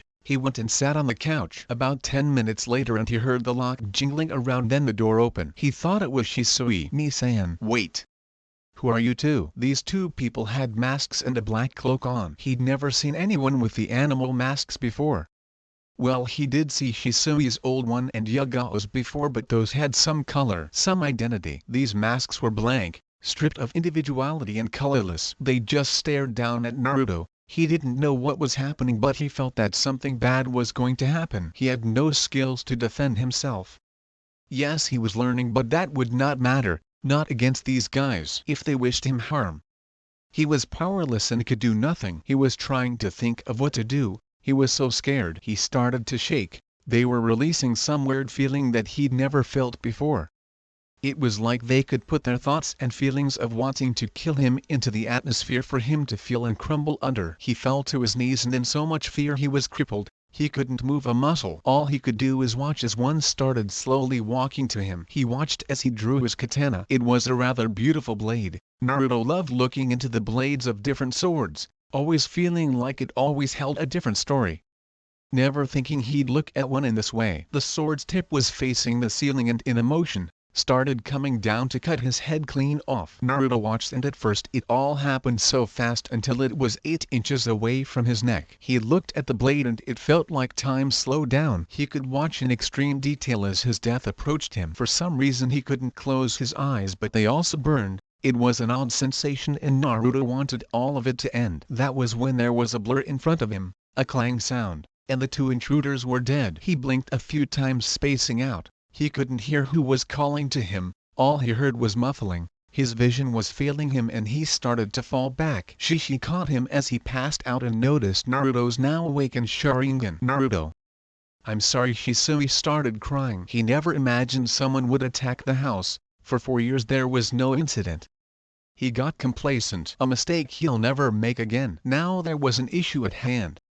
First, he wouldn't figure out who those worked for since some seal activated and their bodies disappeared. Second, Naruto would begin training his Sharingan every day and would not leave the house until Shisui felt he could defend himself enough to either get away or for help to arrive. He also wanted to have Naruto's Sharingan potentially fully developed, but if not, that was fine. At least the Tama will allow him to keep up with most Chunin. But he needed to work on his speed. With the Sharingan you could perceive moments slower since you're able to see ahead in a way. This allows you to defend and counter if your body is fast enough to keep up. Otherwise you suffer a fate that all Uchihas suffer one day. That is watching their death in complete slow motion, helpless. Flashback end. Itachi was a huge support to Shisui. His anger had been limitless at the time and he wanted to lash out on anyone. Yagao was soothing when she was around and he could feel his anger and all the pain from the past slowly fade. Much like Itachi was for him. Hiruzen was also livid. He knew very well who was at fault, but there was no evidence, so he couldn't act on it. That year, Naruto fully developed his Sharingan and at age 5 had already mastered the basics in Kenjutsu with help of the Sharingan. His Taijutsu was exponentially better as now he began training in the Uchiha-style Interceptor Fist and had his basics of General Taijutsu mastered at 5 as well. At the moment his quick development was mostly out of his Sharingan's ability to copy and analyze everything so he could learn faster. Shisui made sure he understood that just because something may get copied, doesn't mean it is mastered in any way. You still have to get into physical uses of it before you can be mastered, and even then, no jutsu is considered mastered until you can do it with one or no hand signs. Naruto wasn't learning jutsu, much to his annoyance, but he understood that mastery over just his weapons is far greater than jutsu mastery. Using a sword takes no chakra, nor does shuriken or kunai. Of course you can use chakra to make jutsu with them, but it is nowhere near the total of elemental jutsu. Naruto every day ran and ran non-stop. Shisui was working him so hard every day that it ended with him passed out on the ground every night. Yet every morning he got back up and went at it again. For 2 years straight, non-stop every day, Naruto trained his heart out. He was now to the point where his base speed was low Jonin level, and now Shisui would begin teaching him the Shunshin. Naruto had to definitely get used to it as it made Shisui laugh every time Naruto crashed into something. But he was very young and normally only Chunin end up really start using the body flicker. All in all, Naruto developed remarkably and he was proud. Itachi was also surprised at how well Naruto was and even did sword spars with him. He wasn't surprised when Naruto could hold his own for quite a while against him, even managing to nearly force a yield. However, experience wasn't on his side and he'd end up losing. Hiruzen came by often after the incident and would spend time with Naruto, teaching him philosophy and the wonders of the world. Naruto was fascinated with the amount of stories this man had. Then again, he was a pretty old fellow. Kakashi got a little distant as his Anbu duties took a toll on him, but he loved spending time with Naruto. He and Naruto always watched TV together, much to Shisui's annoyance, but they had a bond and Naruto really looked up to the man. Currently Naruto was reading a book on genjutsu theory. He was fascinated in the art since it was a way of fighting without fighting. He knew that if he could be a master in the field, he could get through anyone without having to raise a sword. He liked the prospect of turning his imagination into his weapon. If you lose your mind, you are dead. So he would try to learn to be one of the most deadly attackers of the mind. Naruto, what are you reading? Hey Ni-san, I'm reading a book on genjutsu that Itachi Ni-san gave me. Shisui smiled as he was glad that Naruto really liked his best friend. Would you like to learn one? Naruto jumped up in excitement and in the blink of an eye he was jumping up and down in front of Shisui. All he did was laugh at Naruto's action since it was so childish and goofy. Depending on how well you learn this one, I'll teach you another. Okay, let's go. Naruto practically dragged Shisui all the way to their indoor dojo. Alright, this is a D-rank genjutsu. It's the demonic illusion, hell viewing technique. What does it do? You'll be able to make the victim see something that scares them. They'll first be surrounded in a swirl of leaves and then be thrown in the world of your illusion where they'll see something they fear. The effects of the illusion and how effective it is based on your mastery. The leaves can eventually be changed to something else and the world can be more manipulated to be stronger and less noticeable as you master it. It can be a simple D rank or even A rank based on your mastery and effectiveness. Oh wow. Teach me. I have a challenge for you Naruto. If you master this genjutsu in 6 days, I'll take you to Ikaraku's for your birthday. Naruto's eyes lit up and instantly began training. God, I love this kid so much. So determined and no matter what, faces everything with a smile. I can't wait to see the ninja you become. Shisui backed up and was now watching from a distance as Naruto began practicing and getting the muscle memory of the hand signs down. You think it wise he begin learning jutsu? Kakashi, how are you? I'm fine. How's he doing? He's doing pretty well. And I think it's fine. It's only a genjutsu. He wants to become a master in the field. Want to know why? Shisui said looking at Kakashi. He wants to have a tool so that he can fight without fighting. He understands that if you can attack the mind then the person will fall. I don't blame him. If I were more adept in genjutsu like you and Itachi, I'd have loved to master the art as well. Are you teaching him the hell viewing technique? Kakashi had been watching the hand signs that Naruto was making and recognized them. Yeah, I want to see how he does with this one and how well he can control it. If he has the prowess he'll be able to form the world to his will, and it will no longer be a D rank and will border on the technique that I use. Shisui said hopeful of Naruto's potential. The only other person he could really teach his genjutsu to was Itachi, yet for some reason Itachi couldn't quite grasp it. Are you serious? That can be dangerous. I'm very serious. Ever since that incident I understand. Listen, if you need help with his ninjutsu training, I'll be there. As you know I have quite a large arsenal, Kakashi said with determination as he was also infuriated when he learned of the attack on Naruto. I appreciate it Kakashi. I would really like that. My jutsu only come from fire and if I'm right he might potentially have 3. How do you know? Uchiha have fire, that's a given. His father had lightning as well though. His mother had a strong affinity to wind and some water. I'm sure he definitely has the fire, and most likely has lightning since normally the element is passed down from the father so he would most likely have those as main elements. But him having the Uzumaki blood and the fact he already has a ton of chakra, it's safe to assume he might have inherited his mother's wind. I wouldn't say the water just because that was a sub-element and as such probably wouldn't get passed to him. Wow! He's got potential to be a ninjutsu powerhouse, genjutsu master and even a master in the sword. Kakashi whistled at that. That only scratches the surface of his potential. Imagine how much faster he'll develop when he learns the shadow clones, or when he starts learning to control the power of the Kyuubi, or when he really starts mastering the powers of the Sharingan. Damn Shisui. Oh, before I forget, would you come to Naruto's birthday next week? You know it. Have you finally decided on where to go with him? Yeah. Kinda made it a wager. Kakashi laughed at that. If he masters this genjutsu within 6 days, we'll celebrate at Ikaraku's. Wait to light the fire under him. Now he'll definitely be motivated to master it. Yeah.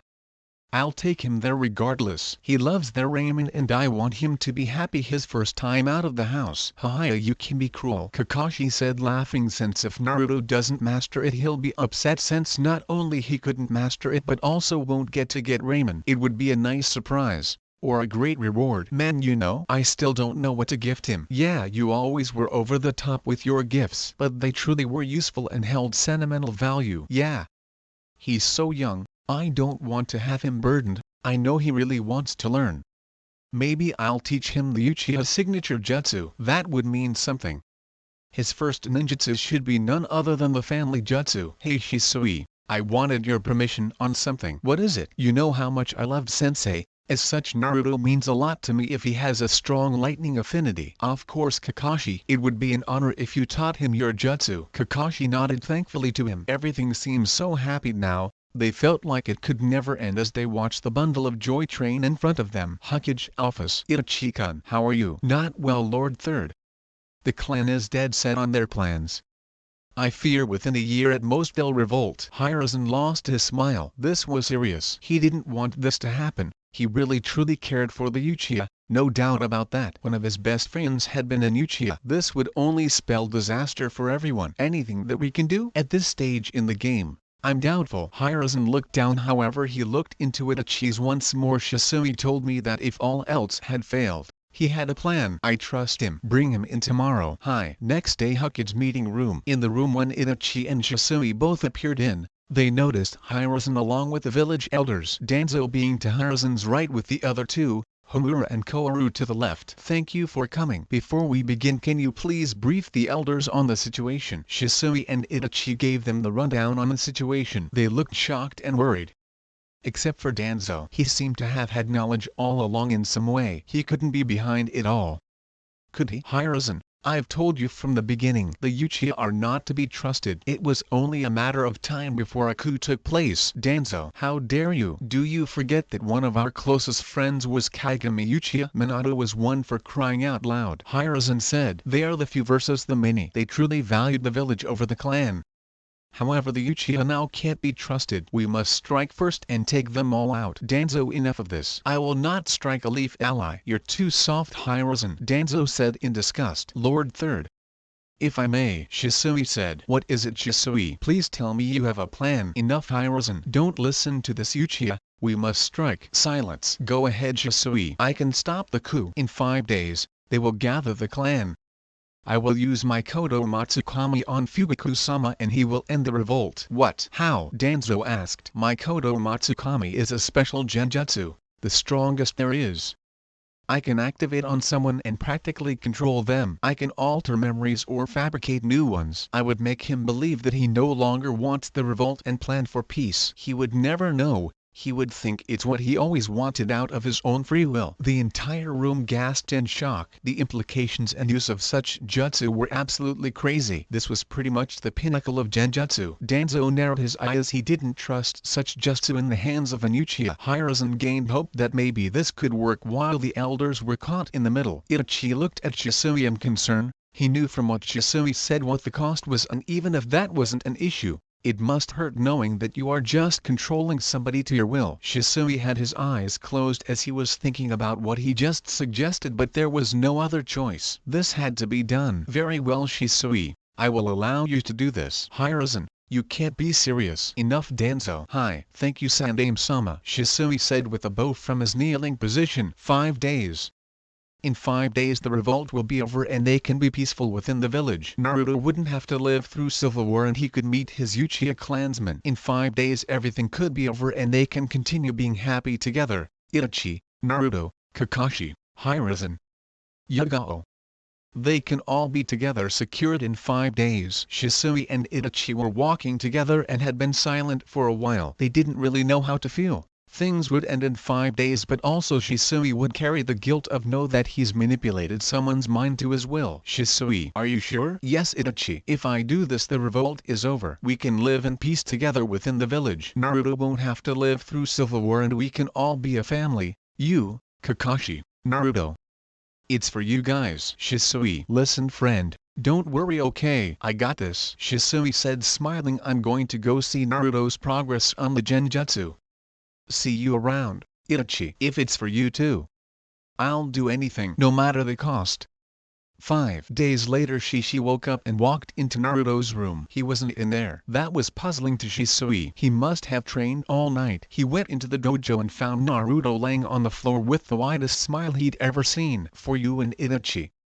I will do anything for you, Shisui thought with a smile. Hey Naruto, Shisui said, shaking Naruto awake. Huh? Oni-san, guess what? What's up? Shisui said with a smile. He had an idea on what Naruto was about to say. I mastered it. I narrowed it down to one hand sign and also can activate it without physical contact. Wait, what? Without physical contact? Yeah. Found out by accident, pointed to a random person walking by, and next thing I knew I put them in my genjutsu. I ended it quickly, but yeah.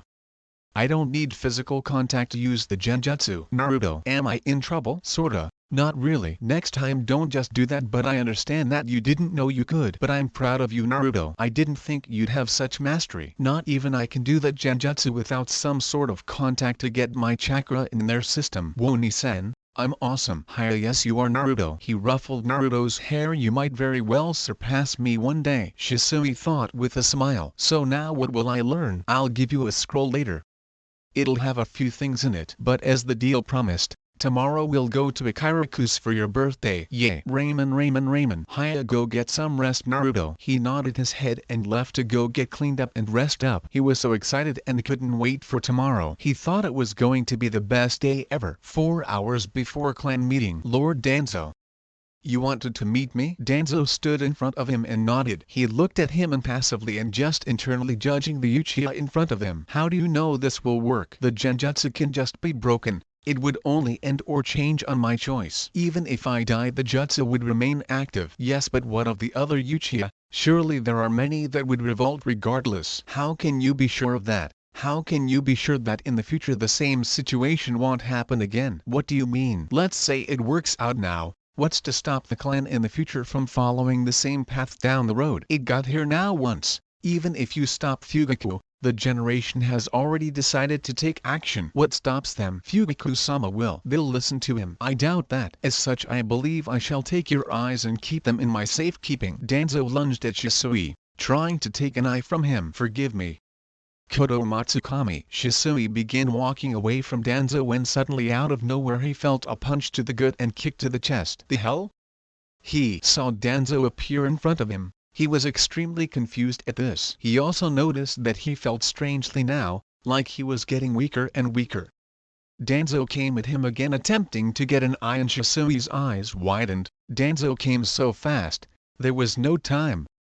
He was about to get his eye when suddenly a green aura came and then threw Danzo back. Susanoo, Shisui said, and the ribcage formed around him, shielding him from Danzo and saved his eyes. He noticed his weakness coming more and more, so he had to flee. He shunshined into the forest. 12 root ember appeared by Danzo. Go get the eyes. Kill him if necessary. He won't get far with the poison in his system. They all left after Shisui and began chasing him. They threw kunai with explosive tags attached to them at Shisui, forcing him to constantly have to body flicker. If this drags out, whatever Danzo did to me will kill me before I can warn Itachi. He body flickered behind Onanbu and killed him before the others threw more kunai at him. He shunshined to a branch 50 feet away and was trying to catch his breath. He fell to knee and felt himself getting weaker. No. I won't die just yet. Susanoo, his full Susanoo came to existence, protecting him. It threw the ambu back and they landed in a clearing. He shot chakra needles at high speeds at them and killed them all. His Susanoo dispersed as he was becoming too weak and tired. The pain of using Susanoo was excruciating and unique. It felt as if every cell in your body was on fire. Danzo appeared and so did 40 more root ambu in front of Shisui. He knew he was in no condition to take them on at the moment and also knew he didn't have the strength to run away quick enough now. The poison was deadly. I must admit, you are quite the formidable opponent, Shisui Uchiha. However, this will be your end. Screw you, Danzo. I will not die yet. There is still. He couldn't continue as he started coughing up a lot of blood. What do I do? Out of nowhere there were large explosions in the clearing. When the smoke cleared, Shisui was gone. Damn it. He got away. Retreat. Itachi, what are you doing here? Shisui was starting to look more pale and his face was covered in sweat. Itachi gave him a saddened smile. I had a bad feeling and came running. I'm sorry to worry you, my friend, Shisui said, looking up at Itachi and coughing. Itachi helped pick him up and took them to their training spot. Shisui was looking across the ravine with Itachi behind him, looking at him with worry and sadness. Itachi. Danzo's poisoned me. He tried to take my eyes. He doesn't trust me at all. Itachi's eyes widened and wanted to question, but Shisui continued. I wouldn't doubt it if Danzo was behind everything from the beginning. It all kind of makes sense now. Do we go take him out? No, Itachi. He's a Leaf Elder, and as such that is treason. We can do anything. I can do anything. What do you mean? Itachi now was on the verge of crying but was holding it in. This poison he used. It will kill me before morning, I suspect. Listen, Itachi, you're my best friend. Shisui, please. Tears started to fall slowly. Just listen, Itachi. I found within you and Naruto what was lost within me. You two have brought me so much happiness these past 6 years, and I will forever be thankful for that. In a world so cold and dark, I'm glad you guys came along. Danzo will probably come from my eyes again. Before that happens, I'm going to give them to you to hold on to. What? I can't let him take these eyes. They contain a power that he should never have. You also can't tell anyone of this except Lord Third. I want you to give my eyes to Naruto when the time comes. Shisui then took his eyes out and handed them to Itachi. Shisui, don't do this, please. I'm a dead man anyways. As such, I'll give you a new power to protect those we cherish and to bring honor to the Uchiha name. The Mangekyo Sharingan. No, don't do it, please. I am sorry, Itachi, that I won't be there to help you along this now dark and tough path you will most likely have to walk. It will get lonely and you'll feel like you can't continue, but you must. Here, take my Tato. I figured it out and I want to gift this to Naruto. Oh man, I promised Naruto a Kairaku's tomorrow. He's gonna kill me. Shisui chuckled. Shisui, we can find a way. Itachi was looking far more worried than ever. Don't give me that look, Itachi. Even without my eyes I can clearly see the worry in your face. That's never been a good look for you. You must always be calm. That's who Itachi Uchiha is. You don't have to do this. You're my best friend, Itachi.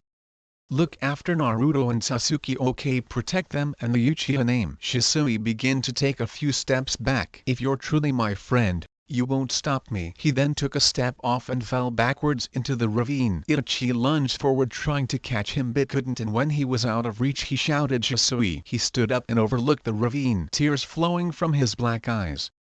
Then suddenly they became red and a black three-pronged shuriken that connected to the sides spun in his eyes and he closed them. He now awakened the Mangekyo Sharingan. That's the end, guys. Make sure to like and subscribe and leave a comment. This is Chaos Shinobi signing off.